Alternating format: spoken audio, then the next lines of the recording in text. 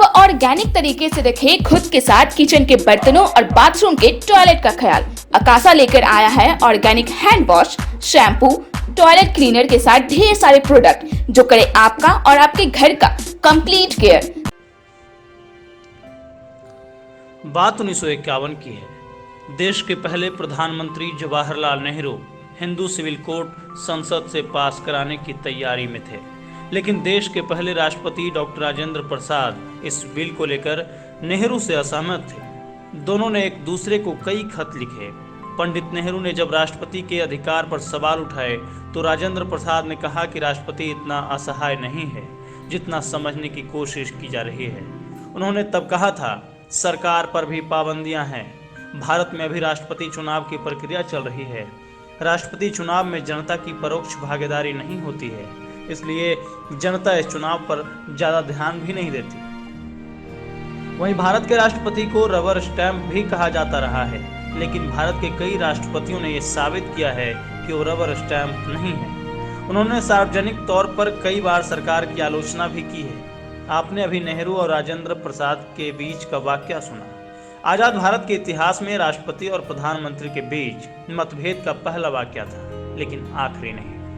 इसके बाद भी ऐसे कई मौके आए जब देश के औपचारिक मुखिया यानी राष्ट्रपति ने आधिकारिक मुखिया प्रधानमंत्री से न केवल सवाल पूछे बल्कि राष्ट्रपति के अधिकारों की मजबूती से भी याद दिलाई। 1951 में संसद में हिंदू कोड बिल पेश किया जाना था। इस बिल के जरिए हिंदुओं के लिए विवाह, विरासत जैसे मामलों पर कानून बनाना था। बिल को सदन में पेश किए जाने से पहले डॉक्टर राजेंद्र प्रसाद ने प्रधानमंत्री पंडित जवाहरलाल नेहरू को खत लिखा।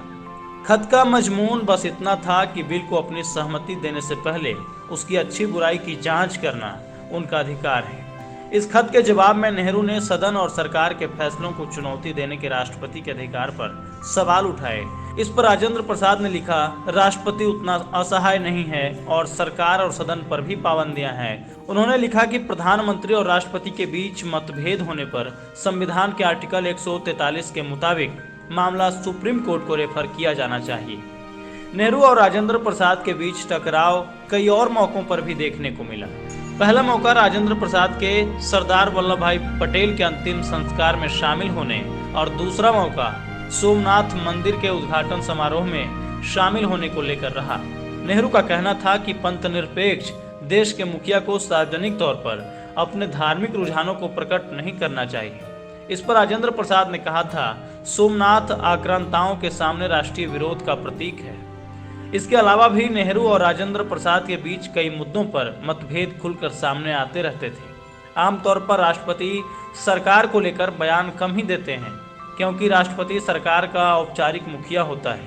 सर्वपल्ली राधाकृष्णन ऐसे पहले राष्ट्रपति थे जो किसी मुद्दे पर अपनी दो टूक राय देने और कई गंभीर मुद्दों पर सरकार की आलोचना से नहीं चूकते थे। राधाकृष्णन ने 1962 में भारत चीन युद्ध में भारत की हार को लेकर नेहरू सरकार की आलोचना की थी। उन्होंने इस हार के लिए नेहरू सरकार को जिम्मेदार ठहराते हुए उन पर लापरवाही बरतने का आरोप लगाया था। वहीं साल 1986 में तत्कालीन PM Rajiv Gandhi Indian post office amendment bill लाए थे। इस बिल से सरकार को किसी भी व्यक्ति की चिट्ठियों की सेंसरशिप यानी उसे पढ़ने का अधिकार मिल जाता। इस बिल को लेकर राजीव गांधी और तब के राष्ट्रपति ज्ञानी जैल सिंह के बीच मनमुटाव हुआ। आखिरकार इस बिल को कानून बनने से रोकने के लिए राष्ट्रपति ज्ञानी जैल सिंह ने पॉकेट वीटो का इस्तेमाल किया। ये पॉकेट वीटो का इस्तेमाल करने वाले देश के एकमात्र राष्ट्रपति हैं। पॉकेट वीटो के इस्तेमाल से ज्ञानी जैल सिंह ने राष्ट्रपति के अधिकारों का फिर से एहसास कराया था। पॉकेट वीटो का मतलब है राष्ट्रपति द्वारा किसी बिल को अनिश्चित काल के लिए रोक लेना। पॉकेट वीटो का इस्तेमाल करते हुए राष्ट्रपति न तो बिल को स्वीकार करता है और न ही खारिज करता है। आमतौर पर राष्ट्रपति सरकार और संसद की सिफारिशों को मानने के लिए बाध्य होता है, लेकिन के.आर. नारायणन पहले ऐसे राष्ट्रपति थे जिन्होंने इस परंपरा को तोड़ा था। 22 अक्टूबर 1997 की बात है। केंद्र की इंद्र कुमार गुजराल सरकार ने उत्तर प्रदेश में राष्ट्रपति शासन लगाने की सिफारिश की थी। उस समय राष्ट्रपति पद पर आसीन थे पहले दलित राष्ट्रपति के.आर. नारायणन ने कैबिनेट की इस सिफारिश को पुनर्विचार के लिए वापस लौटा दिया था।